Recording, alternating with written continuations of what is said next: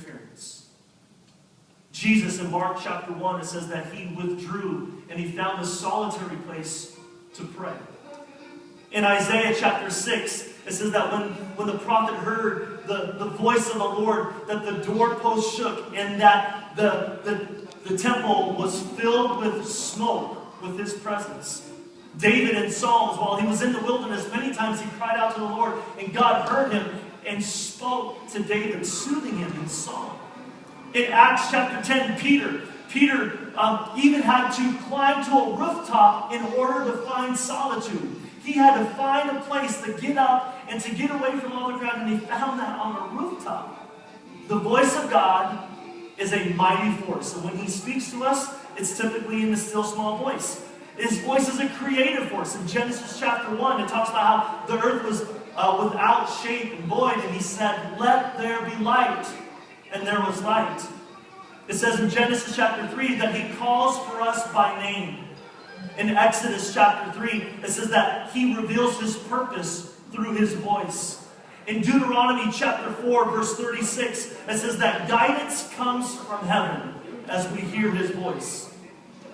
In Job 37, when he lost all that he had and he was stripped down to nothing, the Bible says this. The Bible says that Job found this revelation that God does great things beyond our understanding because he heard his voice. In Psalms chapter 29, it's an entire chapter filled and devoted to the voice of God. It says this, in verse 3, it says that the voice of the Lord is over the waters. Verse 4, the voice of the Lord is powerful and majestic. Verse 5 says that his voice breaks to pieces the cedars of Lebanon, and that his voice strikes with flashes of lightning. In verse 8, it says that it shakes the desert. It twists the oaks and strips the forest bare. It says in Jeremiah 33:11 that the sound of his voice brings joy and gladness. If you want joy and gladness, it directly relates that to the voice of God.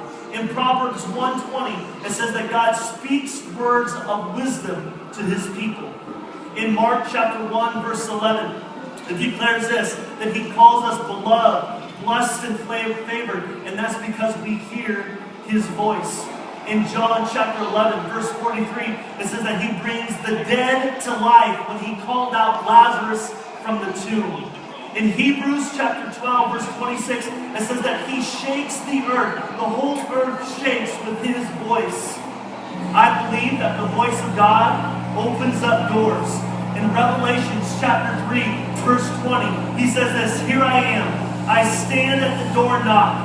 If anyone hears my voice and opens the door, I will come in and eat with him and him with me." The voice of God declares his love and his commitment to us. In Revelation chapter 21, verse 3, it says this, "I heard a loud voice from the throne of heaven saying, 'Now the dwelling of the Lord is with men, and he will live with them.